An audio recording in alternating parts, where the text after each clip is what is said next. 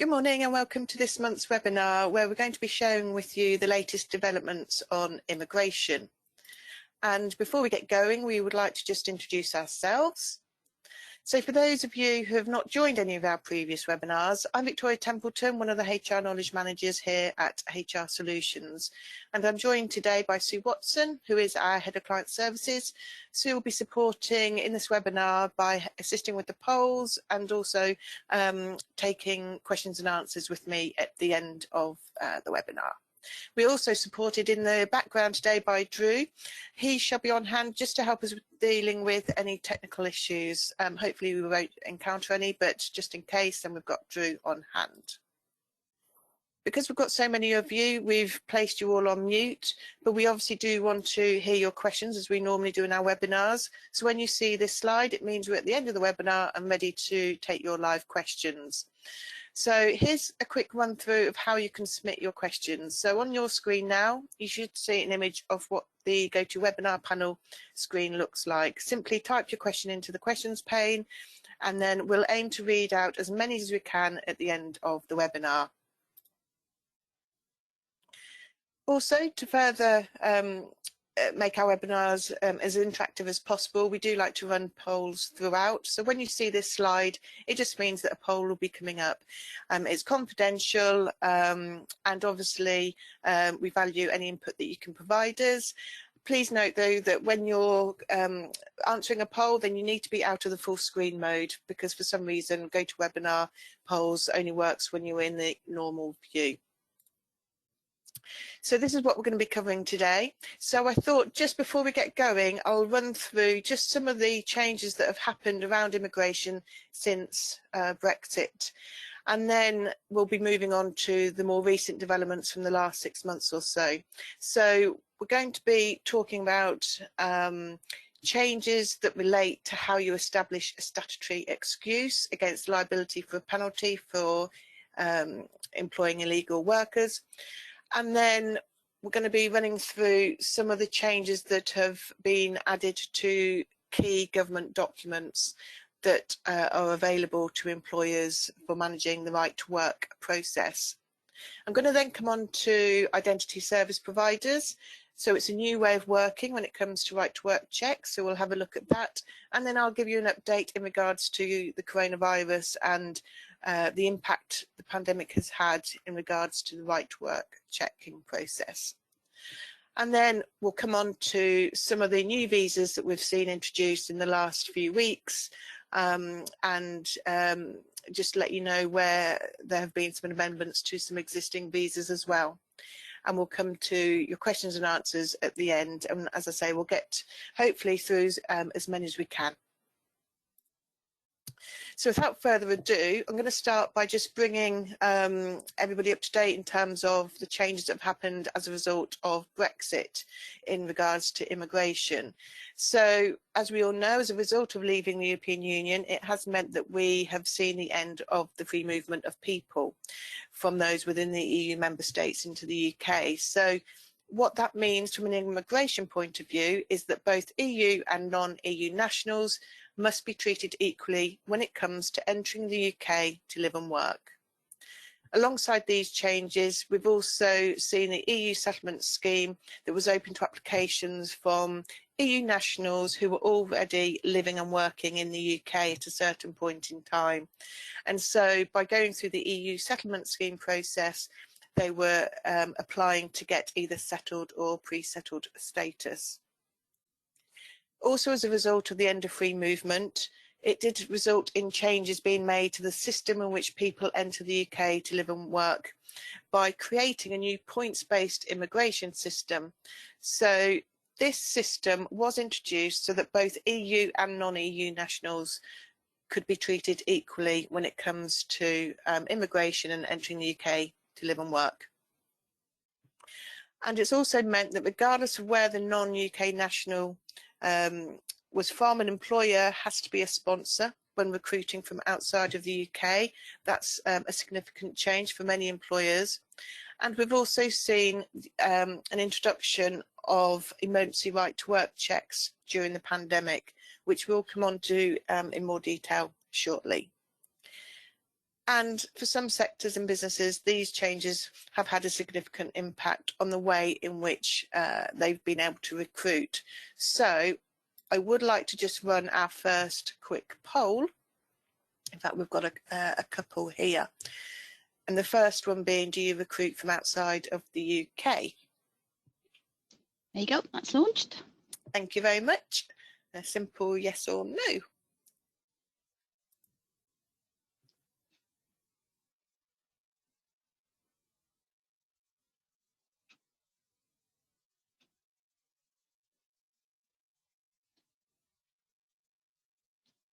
Are we just about there? So I will Okay. close that on and share those results. So we have... Oh, that's quite close. 40, yeah. So 46% of you do recruit from outside the UK, 54% no. Okay. Okay, should we go to the next one? More balanced, yeah. So let's look at the next poll. And we know that certain sectors prior to Brexit were very much reliant on EU nationals. So if we think about hospitality, the care sector, etc. So just really on this question, was your business reliant on employing EU nationals before Brexit?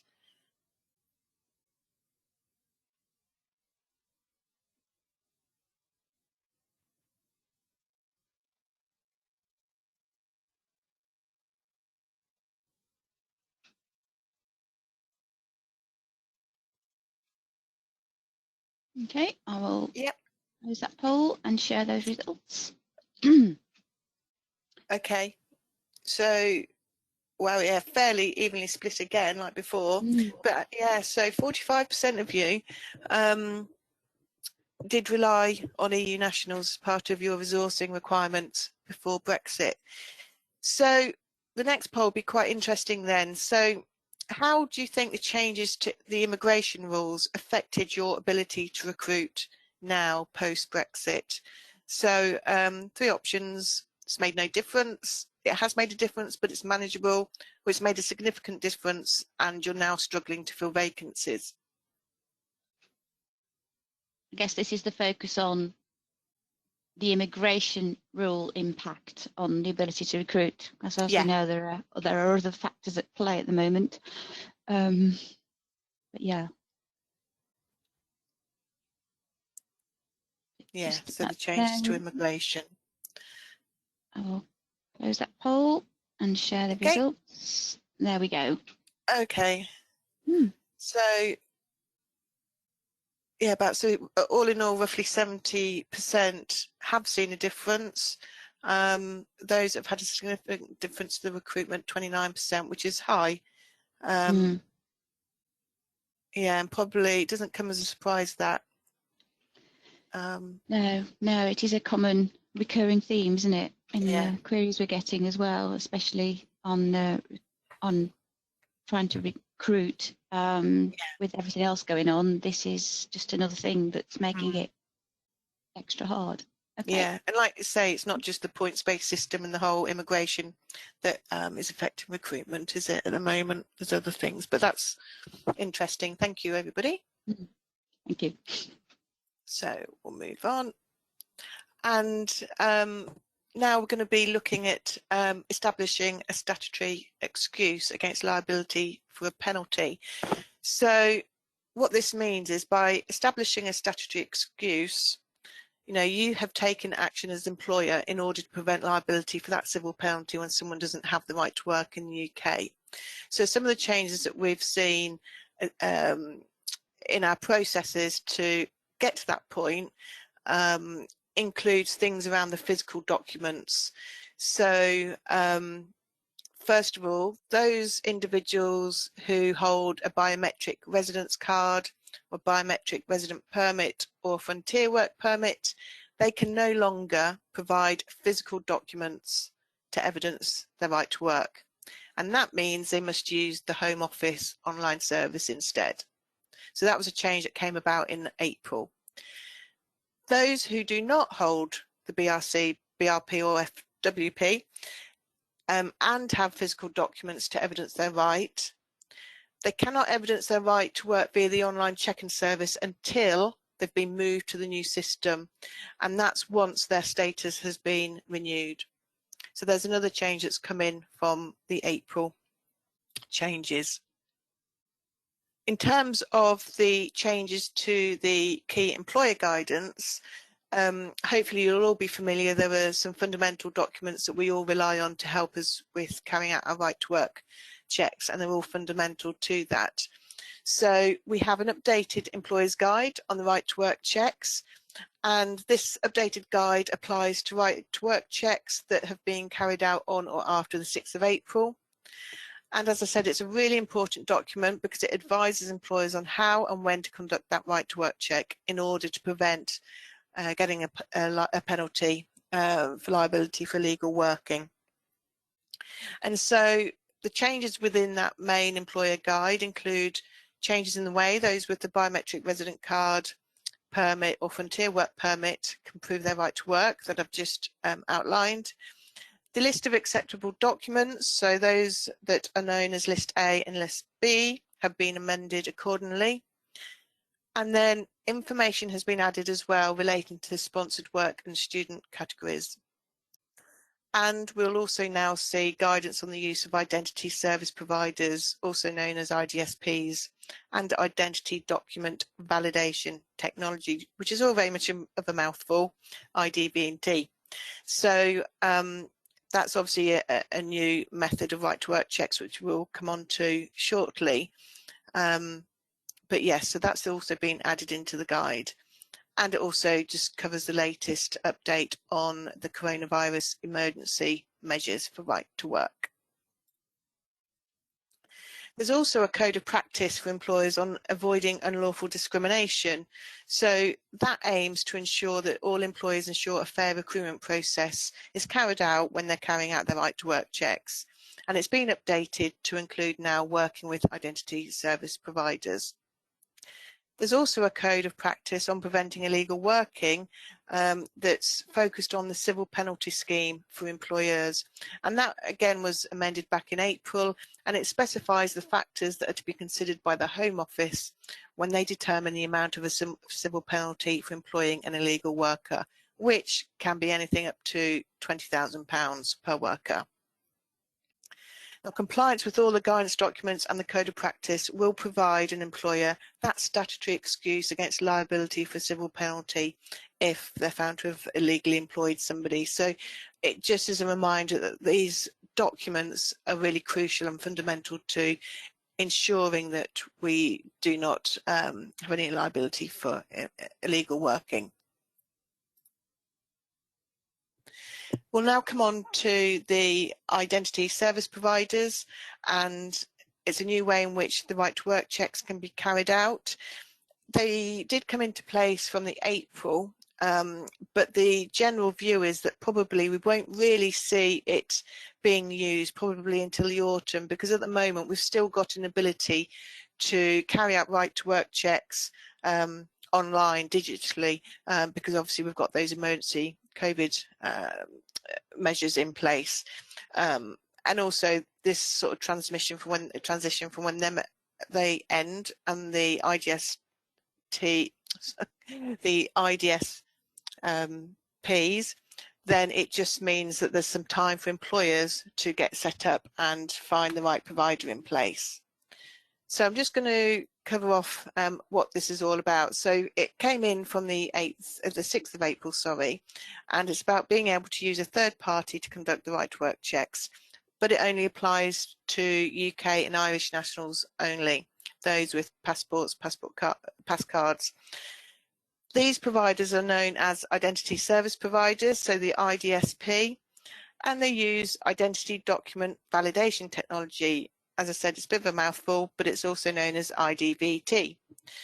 Now, it has come about because of the huge success of the emergency COVID measures, because, you know, by having those come in and employees using them during the pandemic, it has shown how successful right to work checks can be when they're done digitally. If you're going to be using an IDSP, then you must ensure that the provider satisfies a medium level of confidence. And this is in accordance with the government's good practice guide. So there's 4 or 5, I think 4 levels of confidence, and so you just need to ensure that your provider will meet the medium level of confidence, and that's all about security of the data. And then employers must also establish and evidence that that provider carries out the checks and verifies that person's identity according to Home Office requirements. So there's a lot of stringent requirements in place, and which makes sense because you're dealing with having to identify somebody's identity. Failure to do so can lead to an employer being fined up to £20,000 per employee, like I've said. So it's a good service in terms of providing an efficient way of checking somebody's identity. You're obviously seeking the assistance of a third party to manage it on your behalf. Ultimately, the employer is liable and responsible for the checking process, even though that third party is carrying them out. But as I said, we'll probably start seeing more right to work checks being carried out through ISPs later in the year.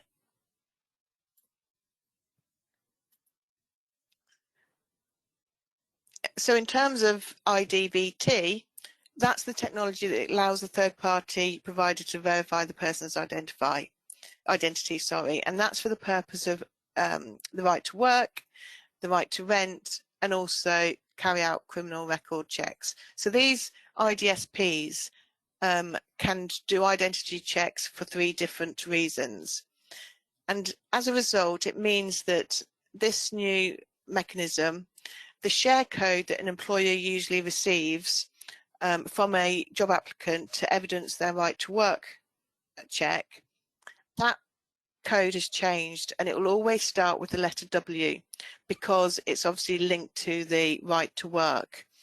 If somebody was getting their identity checked for the purpose of rental or having a criminal records checked, there'll be a different code. So if you were to receive somebody's code and it didn't start with a W, then you can't carry on with letting them start work until they've provided you with the correct code. Once you've got that correct code starting with the W, then that's fine to carry on with your processes and for them to commence work. We're going to run another quick poll, and it links into the different methods of how you carry out right to work checks. Now, not all 3 options are available to all applicants. Like I said, the IDSPs are for UK and Irish passport holders only, for example, but just in general, which method of carrying out right to work checks do you prefer? The manual, the online ones through the Home Office, or the idea of the IDSP provider doing them for you?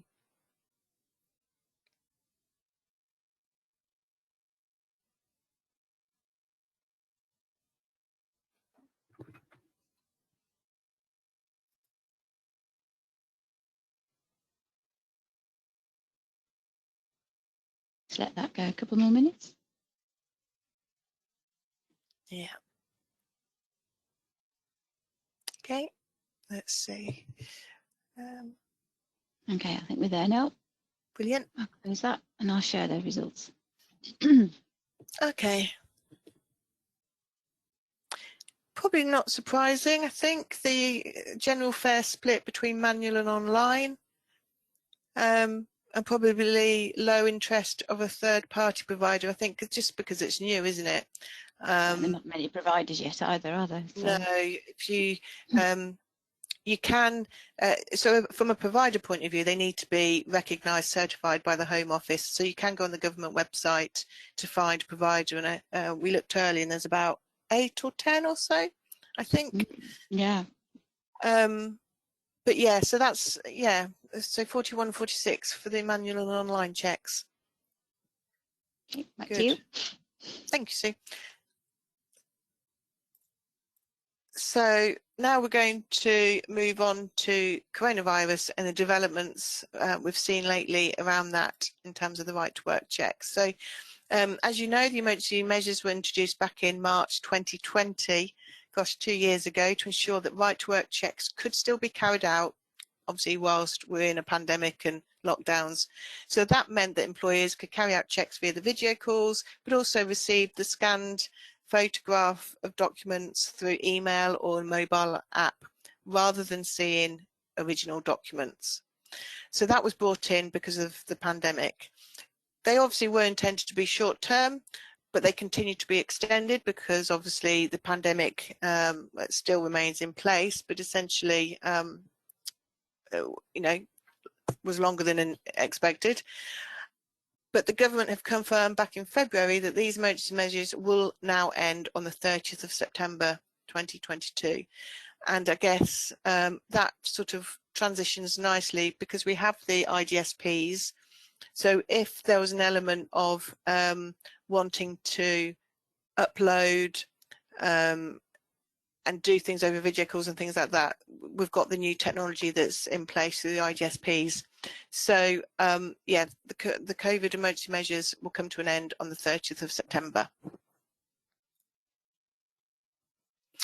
And as this last part of the webinar, I just wanted to bring your attention to some of the new visa schemes that we've seen introduced in the last few months. So just a quick poll. I think we've got a poll here, Sue. No. No, No, not we that don't. one. Not that one. We'll come on to that one. So I'm going to move on. I put an extra poll slide in just to brighten up the webinar slides. So yes, I'm just going to run through some of the new visas. And so we have basically a new global business mobility visa. This global business mobility visa was introduced on the 11th of April, and it gives individuals 5 different avenues in which they can enter the UK to work. So there's some new routes and there's some amended existing routes. We also have a high potential individual visa. We have a scale-up visa. We have the Homes for Ukraine visa, which you'll all be familiar with. So I'm going to just summarize these briefly, just to give you an idea of when they can be used. So the global business mobility visa, as I say, has got the 5 routes in which people can enter in the UK to work. The first route is the senior or specialist worker. Now that replaces what was known as the intra-company transfer visa, which some of you may have utilised in the past. But it enables a person to come to the UK to do an eligible job at your employer's branch. Now it requires the individual to have 12 months prior overseas employment, unless they're a higher earner, but essentially it allows you to transfer an individual from overseas into the UK if they've got that 12 months with the organisation overseas, that 12-month service.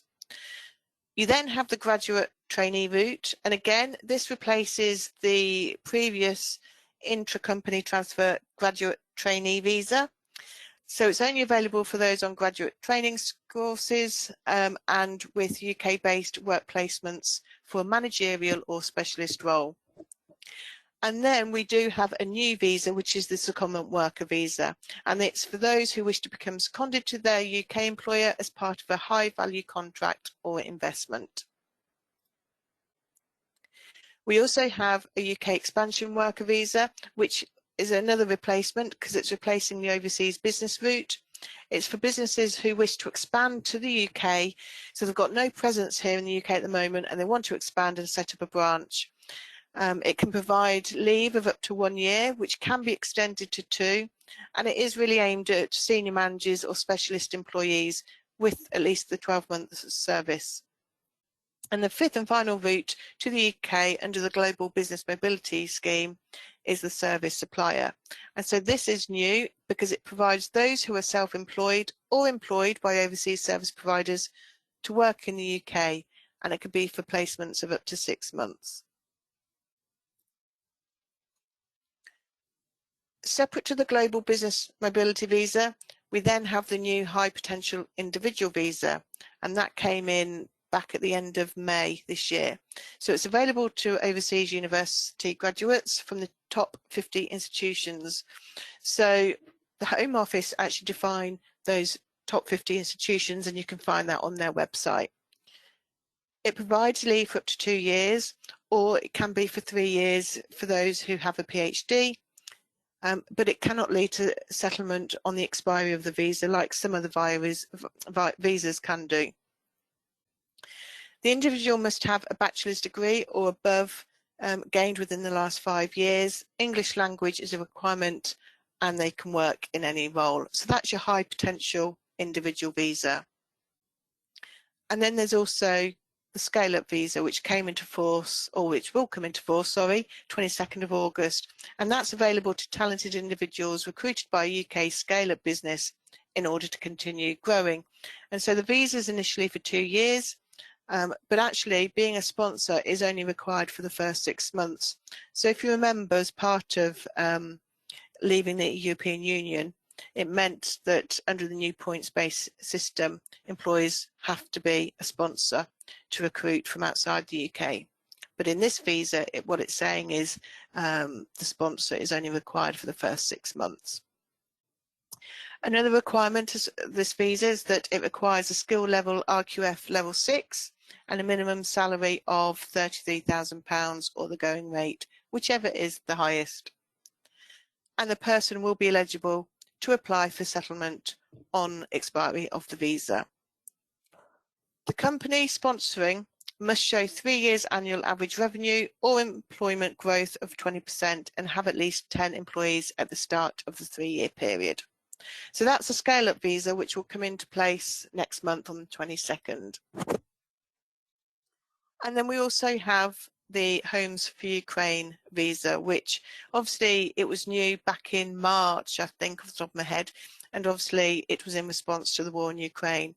It runs alongside the existing visa, so we already had the Ukraine family scheme, but as you'll remember, that scheme was specifically aimed at those Ukrainians with family connections in the UK. So at that point in time, there was nothing else. So for those Ukrainians wanting to flee the country, there was no other sort of route in. So they created the Homes for Ukraine visa scheme.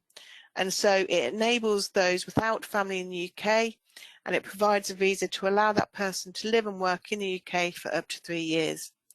Now, in terms of sponsorship, that can be either an individual, a charity, or an organisation who can be a sponsor of that individual.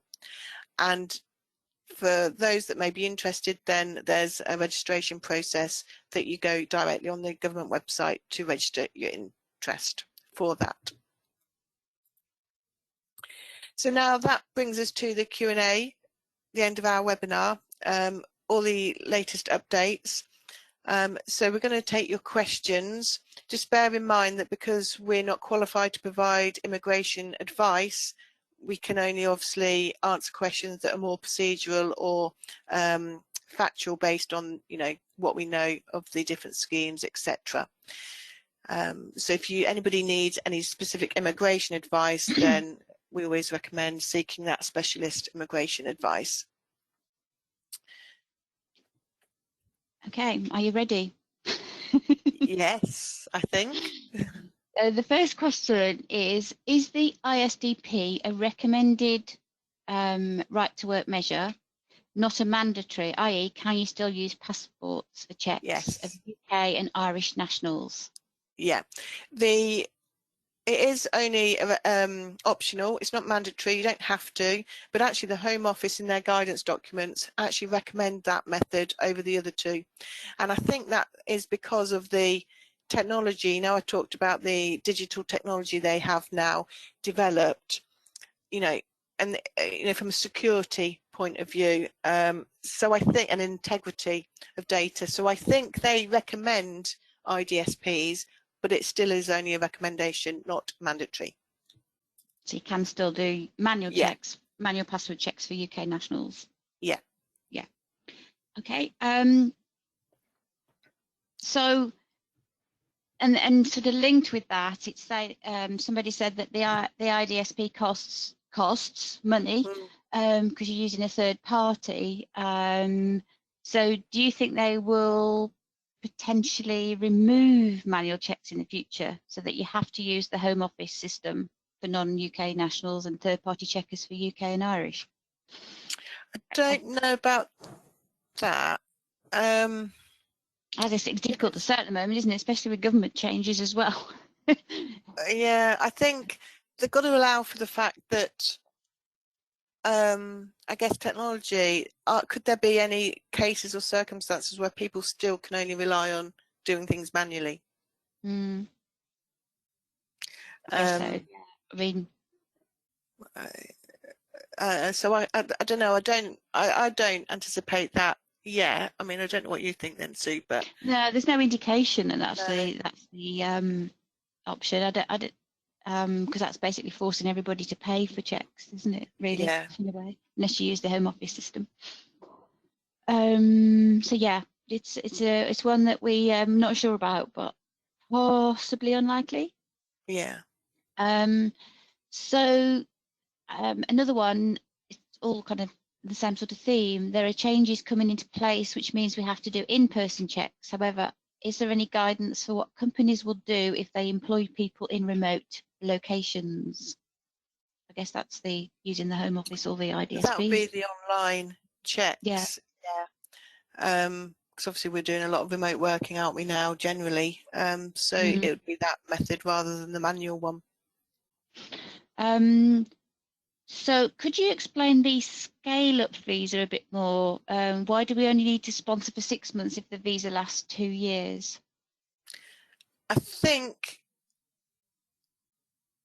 well, I don't know the exact answer for that. I'm just trying to think why they would only require it for six months. Yeah, I don't know. I can probably look into that and come back, but I don't know why they set those terms. Yeah, I can't even think why. I can't even think of any logic. No, unless it's because of the potential for changing employer, but no, I don't know why they would only issue it for 6 months because it's a lot of extra work, isn't it, for everybody? Yeah. You have to renew it. But yeah, that's one we'll come back to you on. Yeah. The other one is there a deadline for right to work checks, or is it just the changes after the 6th of April? I assume that means the changes rather than Yeah, when you so the pay them out. changes that I've gone through are enforced now, with the exception of that visa that's coming in August. So there's no deadline as such. Those changes effectively are in place now. Yeah. And would the use of an IDSP remove the liability for an employer? No, because ultimately it's the responsibility still sits with the employer. Yes, they're obviously getting a third party to carry out the checks. That third party will be certified in line with very stringent requirements set by the Home Office. But as an employer, you need to be satisfied that they are the certified organisation to do it, and so therefore they have that right level of confidence that I talked about, medium level of confidence. But ultimately, you're still responsible for the right to work checking process. Yeah. And last question in this section, what other documents need to be provided for right to work checks? I guess it depends which check you're going through as well, doesn't it? Yeah, so list A and list B, are they meaning? Yeah. Is it the changes presumably to list A and B? The changes for list A and B, so I talked about the biometric passport and the other two. They've been taken out the list B, or they've been removed from the list. So nothing else has changed regarding those lists. Okay, it's just to remove things, isn't it? And yeah, because of the changes in the rights. Nothing's been necessarily added. So one of the question is, how do you actually become a sponsor? What is the sort of brief process that you need to go through? So if you're going to be a sponsor, registration obviously is via the government website.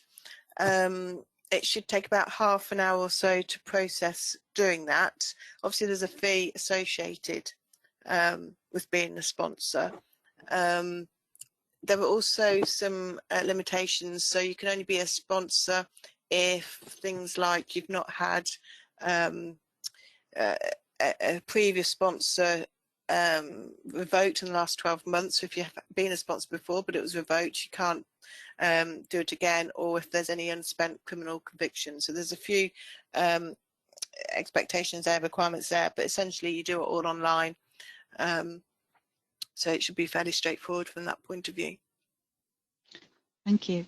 And then finally, how does it work with an IDSB provider? What's the kind of difference in that? So what it'll do is, first of all, they're using this IDVT technology, identification document validation technology, which is extremely secure, and it make sure that the data, there's integrity of data, and the systems are all really, really secure in how it processes the right to work check. But essentially what you would do if you're looking to set up working with one, or say you've established you are working with them, then it starts with the applicant making sure that you have to check, first of all, that the applicant has the in-date passport. You then send the applicant the relevant email that has a link for them to click on to then process with that third party their documents. And so it's a matter of them uploading their documents. Then the systems behind the scenes will then do that assessment process, and it generates a report. So then that report will get sent over to you as the employer, and that will basically say whether that person has met the relevant checks for right to work. So it should be a lot more quicker, efficient. As I said, there's more security around it because of the nature of the technology that's being used. But it's literally sending the applicant links, and then you let it all do it what it needs to, and then you get the report at the end of it. But you must keep that report on your files, because should you ever be audited by the Home Office, and obviously as with any right to work evidence, you need to keep that. Yeah. And I think just to clarify, because there is a lot of kind of new information here for many people, if you have an EU national who has settled status, you do not need to be a sponsor. And if you have an employee who has indefinite leave to remain, you don't need to become a sponsor. So it's where you haven't got settled status or anybody with indefinite leave to remain.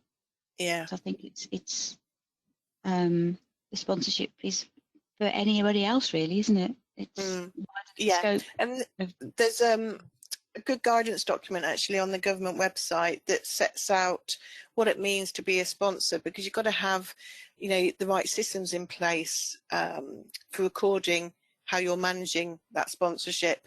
You know, so that guidance document that's available is really helpful actually, because it also sets out the costs and how it all works, and in which case it does apply and when it doesn't apply. So it's helpful to look at that.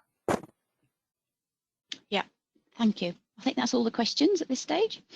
Okay. So there's just that one outstanding one that I'll come back to. Yeah. And then we've just got a couple more polls. One of these is actually because we actually would like your input into our next webinar schedule, and help us create some ideas for topics. So I'm just going to call up the poll. Yeah, I'll see if it'll work, because I briefly shared it earlier by mistake. So okay. Oh, there we go. Does it work? So let us know what you want us to run some webinars on. And I've just really, as a headline, titled absence, performance, etc. But we can drill down into. No, I don't think it'll work, because we briefly shared it. Yeah, no. Oh no, okay. Back afterwards. Yeah. Okay. Okay. But if you would like to contribute to ideas for our webinar schedule, we are working on it now. So just get in touch with us. We've got the contact details coming up on the slide. Just let us know what you think would be good as a topic for our webinars. And then probably on next month's webinar, we'll put the poll, We'll put that poll as up. well. So sorry about that. Okay, but we do have one final poll. And it's how we can help you in your business. And if you'd like us to follow up with you after today's webinar, if so, do you want us to get in touch about our HR services, our training, the HR knowledge base, which is all our templates, policies, letters, health and safety services and training, or payroll? So just let us know and then we can follow up with you after.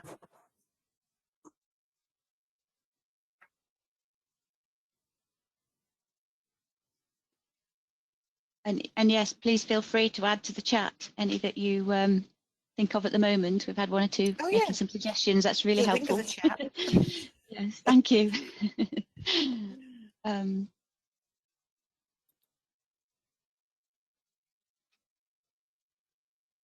That's a good suggestion we've just had, actually. What's that? About temporary remote working in other countries. We've had a few queries about that. So yeah, that's a good one. We'll look at that. Okay, I think we're just about there. So I'll close that poll off and hand back to you. Yep, perfect. Thank you for everybody taking part in the polls. So I'm just going to run through the last few slides. And this one is around our knowledge base. So for those of you who have our knowledge base, you'll find all our template disciplinary letters, forms, guides, anything to do with anything disciplinary, redundancy, grievance, TUPE, or everything possible that you know to do with HR, managing people. There's even some health and safety on there. We manage that on our HR knowledge base. So if you're interested in finding out more about that, then obviously you've answered in the poll, but if you didn't answer that, then you still can let us know separately. So we have the HR knowledge base there. In terms of training courses we've got coming up, we have at the end of July, Managing Poor Performers at Work, which will be online. We've got an equality and inclusion, as well as one that looks at holding difficult conversations. These are all online, actually. As the slide says, we're looking at building up our next lot of training courses as well. We also have health and safety training courses. So again, we've got mental health first aid, fire safety, emergency first aid at work, food safety, and also there's a mental health ambassador one. So we're currently looking at the dates for that. The webinars. So we are working on the new programme, as I've just said, but next month is all about trans equality at work and how we support trans equality.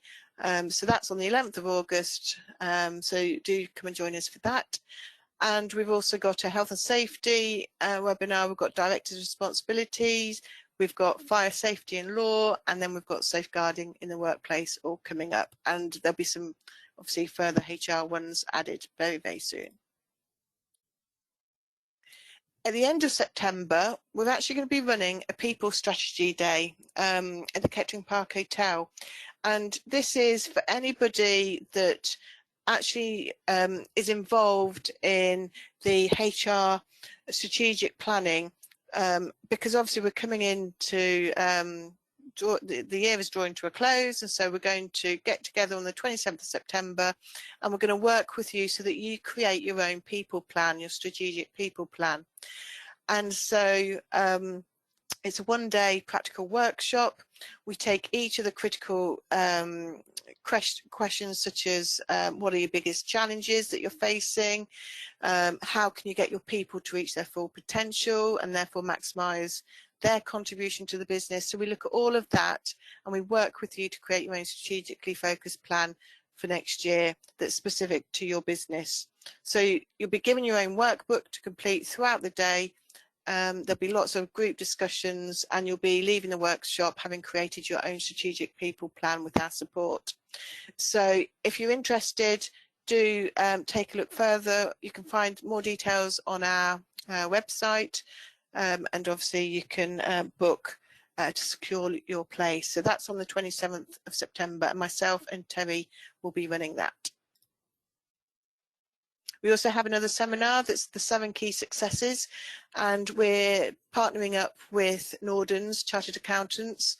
So it does follow on from the SME business survey that we ran back in December last year, and it will provide you the opportunity to take an in-depth look at the findings of that SME business survey and what that means for your business moving forward. So it is, again, a practical session. It will look at how you can maximize profit and potential, and then alongside analyze the sales processes, the mindset, cash flow, and much more. So that's the 13th of September, and again, it will be at the Kettering Park Hotel. That concludes our webinar today. These are the contact details for us. So if you've got those webinar ideas, do let us know, or any other feedback or questions, suggestions, then do get in touch. We're always happy to help. There will be a brief survey that gets sent out after the webinar, so we just appreciate any time that you can for completing that. And then I just want to say thank you for all attending today. I know everybody's busy, so thank you. Thank you to Sue and Drew for supporting as well on the webinar in the background, and also with the questions and polls. So thank you, everybody, and look forward to seeing you next month. Thank you.